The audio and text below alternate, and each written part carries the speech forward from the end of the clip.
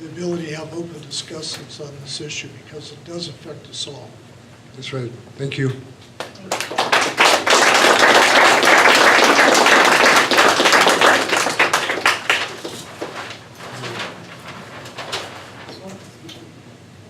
Anybody else from Lori's district here like to speak?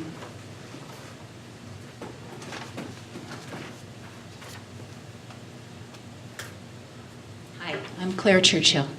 I'm in Laurie's district. Couple, maybe different perspective than what's being presented so far. And maybe it has been reviewed, but why have the neighboring counties chosen to prohibit commercial cultivation? I would like to know that, or just put that out there for consideration. Excuse me. And the other thing to be considered is that the cannabis industry is very cash intensive. I work for a financial institution that's regulated by the federal government. And under federal law, marijuana is considered a Class 1 drug along with heroin.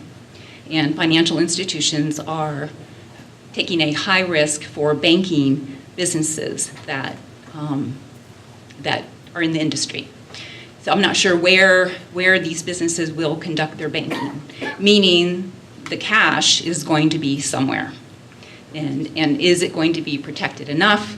And are we going to have enough law enforcement to enforce laws to protect our citizens and our law enforcement? You know, the cartels that are growing out in the woods now, everybody's at risk. And I just want to point that out, that's another perspective that I don't know has been, or I haven't heard, at least at this meeting yet, if that has been discussed. So the cash intensiveness of the industry, the fact that local banks here at least cannot bank those businesses. And so I'd like to know where that cash is going to be, how it's going to be handled. Thank you. Thank you.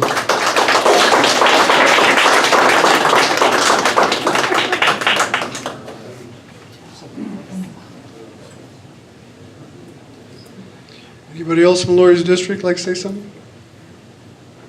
Hang on. Good evening, everybody. My name is Holden Mercolino. I'm the Vice President of Plumas County Growers Coalition, and I'm voicing my support for a fair and just ordinance for everyone.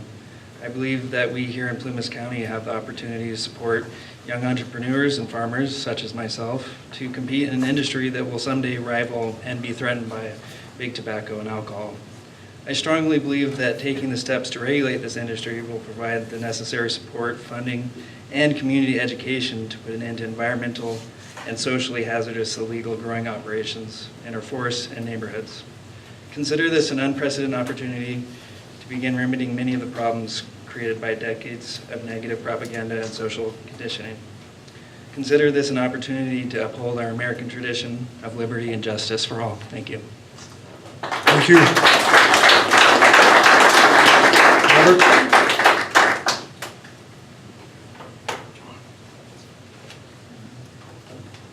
Good evening. My name is Robert Zurich, and I'm an attorney in town, and I'm also one of your 3 public defenders.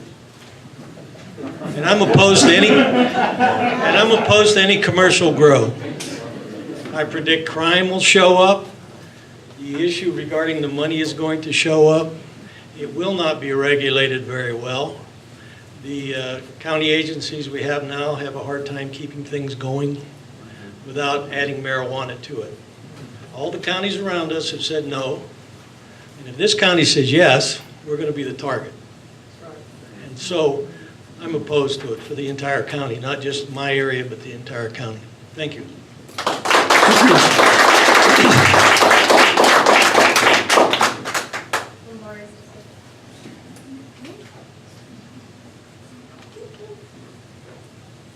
Hi, I'm a mother of 3 boys, and I don't know, I have little babies, and I'm not scared of cannabis. I don't think we can avoid it. It's already here. I am just wanting to thank you all for very carefully taking the time to be very careful about how we're proceeding. I think our infrastructure in this county is quite limited from my observation and from the observations I'm hearing, the testimonies today. I think it can be a positive thing if it's regulated well, and if we can regulate it well. The question is, can we? And from what I'm hearing, it sounds pretty sketchy. I believe that God made everything useful for us, but we have to be careful, just like alcohol and drugs. You mix them, you end up in the ER or worse. This is a potent chemical, and we have to be very careful. We have to be very careful. I just think that if we aren't wise, the generations after us will wonder, what were we thinking? Thank you. Thank you. Anybody else from Laurie's district like to say anything? If not, I'll open it up to anybody present.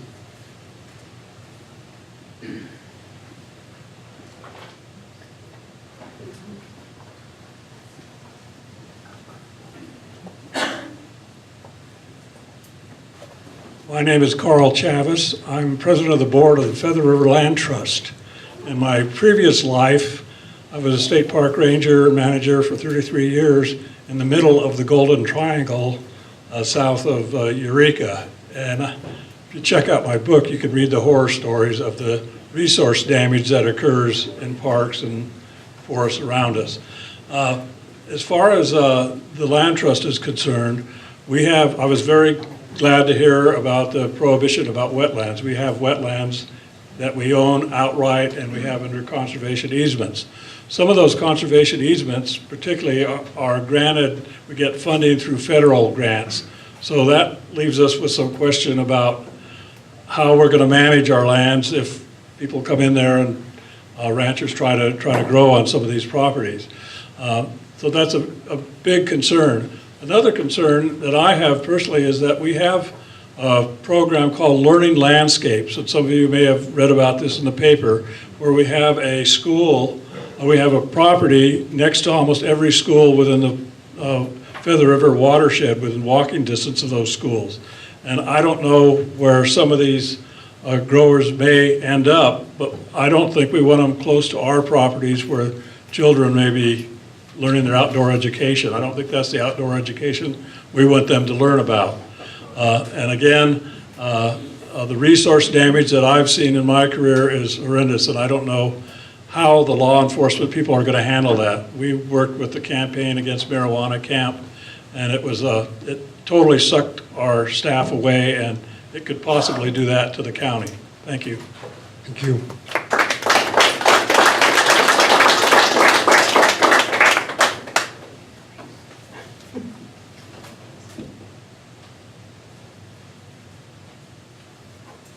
Thank you.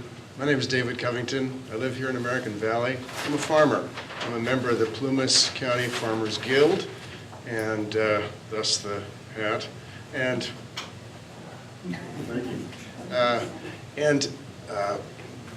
Weighing one thing against another, I'm inclined to agree with those who favor restricting cannabis growing in our county to medical use only. In other words, non-commercial, non-recreational. But I would like to invite the drafters of the draft ordinance to reflect on the similarity of hoop houses, which are used by food growers and also by cannabis growers. These houses have a lot in common, and there's a large and growing community of young, energetic food growers, many of them involved in the Farm to School program, of which some of you know, I'm sure, which it's unlikely a cannabis grower could get into, perhaps. But any draft regulation that allows the distinction between food growers and cannabis growers, whether for medical or any other use, will have the effect of allowing conscience, for whatever reason, on the part of the food growers to have full play. Otherwise, there's a risk that either the food growers who decide not to grow cannabis and therefore cannot enjoy the profit margins of a cannabis grow, but are restricted to the profit margins of food growers, which, as I may say, are pretty small. I know very few, maybe only 2 food growers who grow no cannabis and who don't have outside jobs, who don't work full-time somewhere in the family. The pressure on, the financial pressure on a food grower to add cannabis, medical cannabis, to his production could be enormous unless some distinction is drawn between a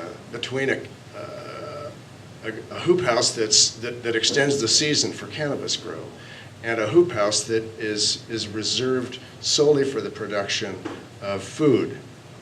And I appreciate your willingness to hear us on this. This touches zoning regulations, it touches building regulations, and it touches a strong and vital part of our community that could be put at a disadvantage. Thank you. Perfect, thank you.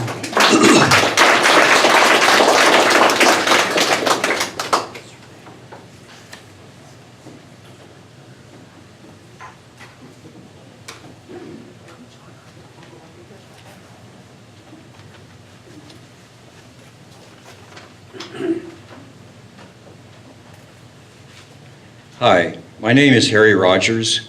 I'm a cattle, hay, and cannabis farmer from Indian Valley. I'm also the president of the Plumas County Growers Coalition. I know that some of us are not going to see eye to eye, and I totally respect that, and I respect each and every one of you sitting here tonight. But I just want to say what an honor it has been for me to meet so many ambitious young men and women who currently grow cannabis in Plumas County. I have visited many of their gardens and farms, and I'm always impressed with what I see. Cannabis cultivation is now recognized by the Department of Food and Agriculture as an agricultural commodity. The CDFA is the agency who will issue the state licenses for cannabis. Cannabis will soon be the most highly regulated crop in the state, and those regulations only apply in counties that have a commercial cannabis ordinance. There are currently hundreds of cannabis growers in Plumas County. The ordinance will allow the ones who are willing to comply with all these very strict regulations continue to do what they have been doing unregulated for years. I spoke with the Ag Commissioner of Calaveras County last week. He said Plumas County should learn 3 important things from their mistakes. And Becky, these are new ones. Number one, limit the number of licenses. Start with the current cultivators and try to get as many of them compliant and weed out the rest.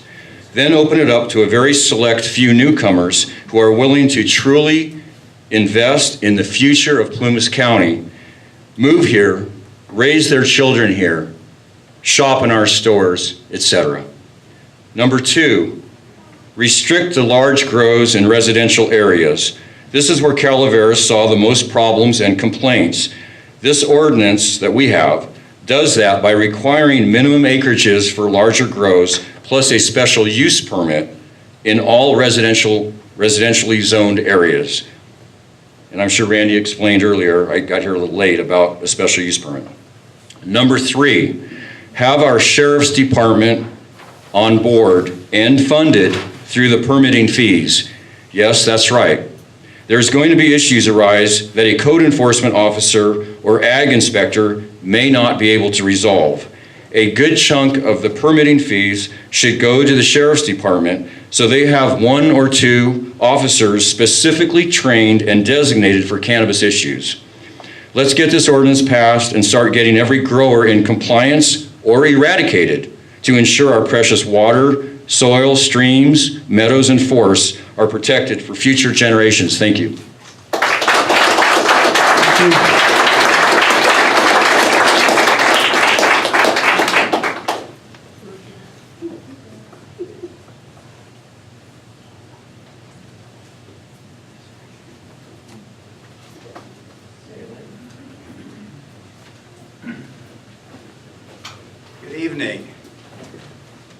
I wanted to maybe make a quick point to answer Ms. Churchill regarding cash. We're going to take that cash and reinvest it in the community.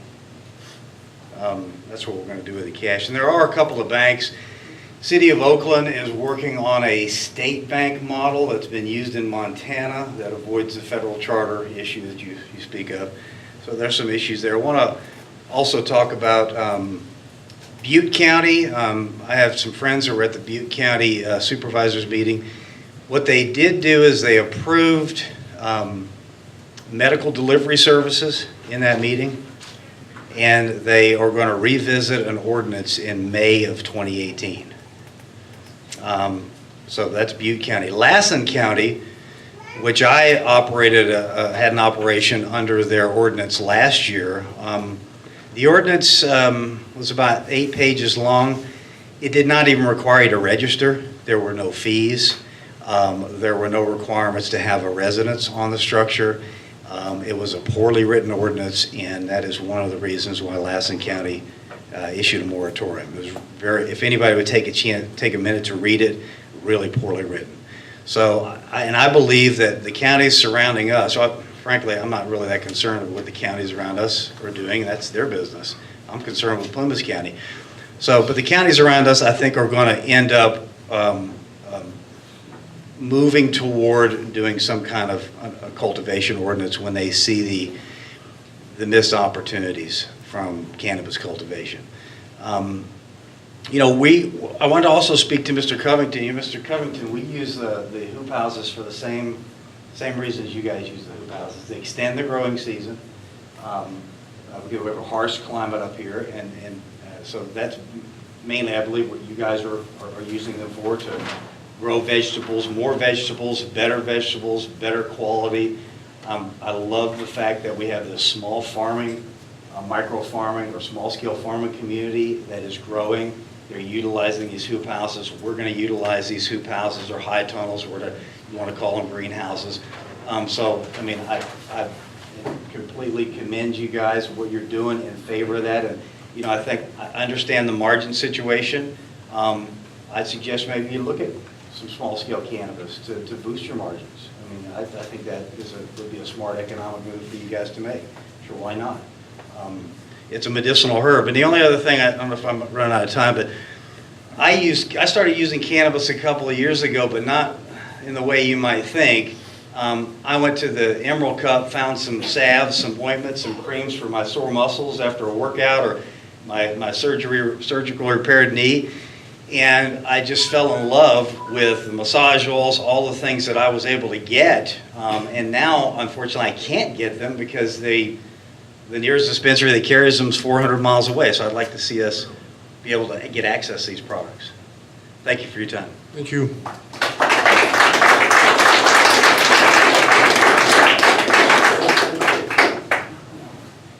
Anybody else?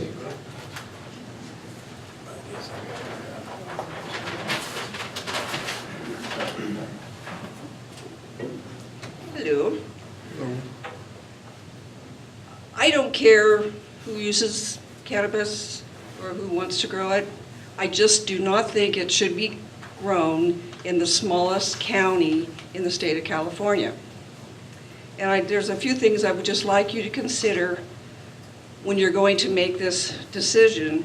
And one of them is water contamination and our aquifers. There are so many of us in this county who have wells. We get our water from wells.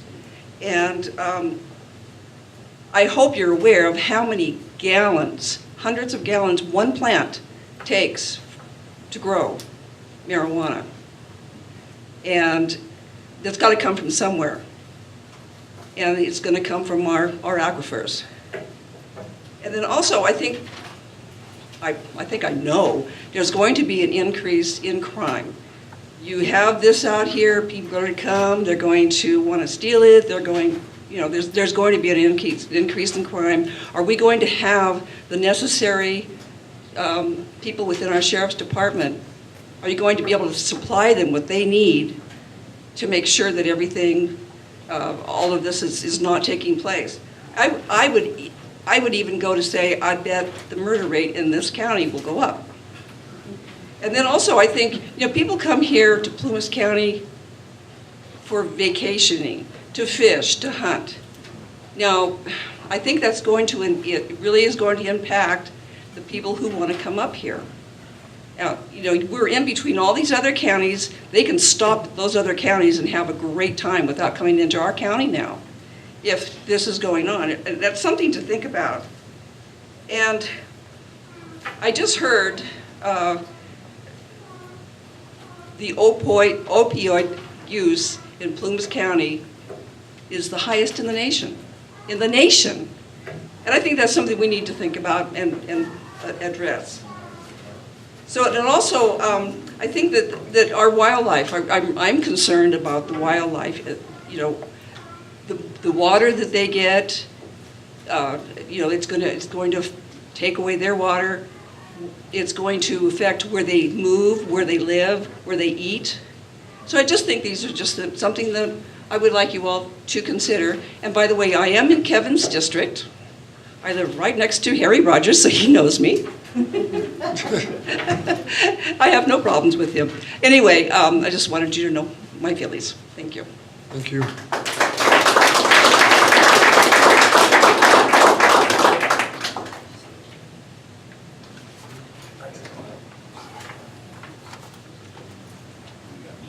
Hi, I'm Bruce Livingston, and I'm not a commercial grower. But in reading over the draft ordinance, I do have a lot of questions. The first one, I don't know if that has to come out of my 3 minutes, I guess, all the answers to the questions. I don't understand about the general tax that Randy talked about and the vote. I don't understand where do we get this idea that we have to have a tax? Is that part of our ordinance? So where is this idea that we have to have a tax and vote on it? Many jurisdictions have gone that way, tied an ordinance to a successful tax measure, in part to raise funds for enforcement of non-permitted uses of cannabis. So it's very common to tie a tax measure to the ordinance. With regards to the fees are collected for permitting and whatever it costs to do that. So I know John Cunningham mentioned that it's not in the ordinance because they set some fees in there, and that will be looked at in the normal fee process should they pass one.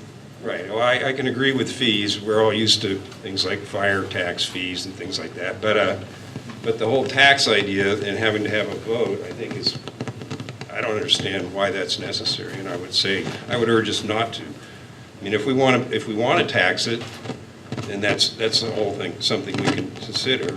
But the necessity to tax and vote, I don't understand. Okay.